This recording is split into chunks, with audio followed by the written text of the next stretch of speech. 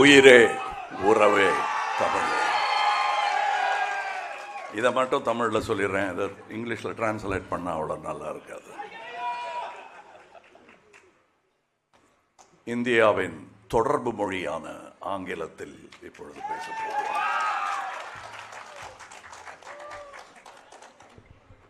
இல்லைங்க, இது பாலிடிக்ஸ் எல்லாம் இல்லை, please.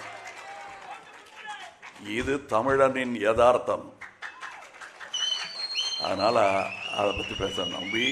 And from times of law, we've been respected for the host that we bear. விருந்தோம்பல் தமிழனுக்கு பழக்கம், கைப்பழக்கம். அது 2000 வருஷமாக பண்ணிட்டு இருக்கோம்.